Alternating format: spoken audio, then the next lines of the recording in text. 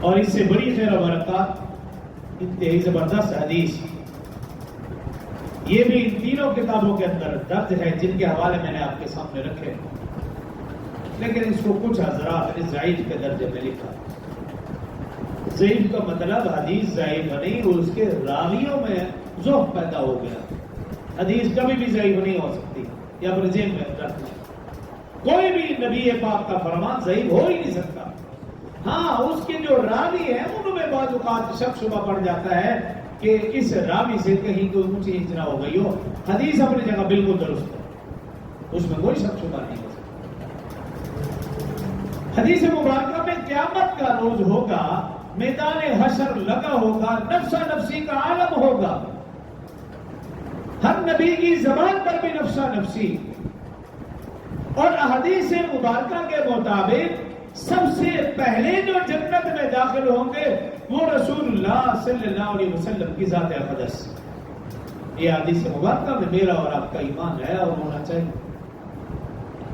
لیکن حدیث میں ہے کہ اللہ رب العزت آقا صلی اللہ علیہ وسلم کا نام لیں گے، محمد صلی اللہ علیہ وسلم آپ جنت میں داخل ہو جائیں۔ حدیث میں ہے کہ جیسے اللہ پاک آقا کا نام لیں گے، جتنے بھی محمد نام کے شخص ہوں گے وہ سب کے سب اٹھیں گے اور جنت کی طرف دوڑ لگا دیں گے۔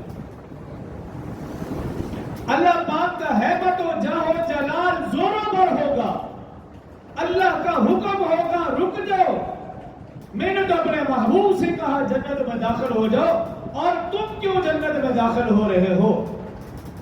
تمام کے تمام محمد نامی لوگ نا امیدی کے قدموں سے واپس لوٹیں گے اور بیٹھ جائیں گے۔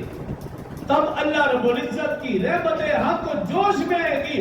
حدیث مبارکہ میں ہے کہ اللہ رب العزت کی رحمت حق جوش میں آئے گی، اللہ رب العزت فرمائیں گے جاؤ جس نے بھی میرے محبوب کی امت میں سے جس نے میرے آقا کے نام پر نام رکھا، آج میں اس نام کی برکت سے اعلان کرتا ہوں سب اس نام والے لوگ جنت میں داخل ہوں گے۔ یہ تو ان لوگوں کے لیے ہے جنہوں نے آقا کے نام پر نام رکھا ہوگا۔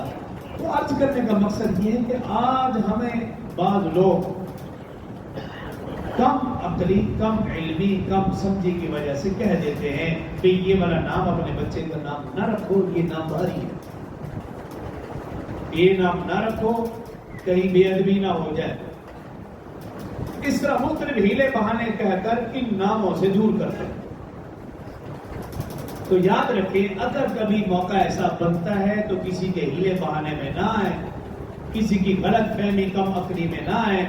آپ کا دل مطمئن ہے، اس کائنات میں اللہ رب العزت کے ناموں کے بعد آقا کے نام سے بڑھ کر کوئی خوبصورت اور خوبصیرت نہ نام ہو سکتا ہے، نہ کوئی خوبصورت ہستی ہو سکتی ہے۔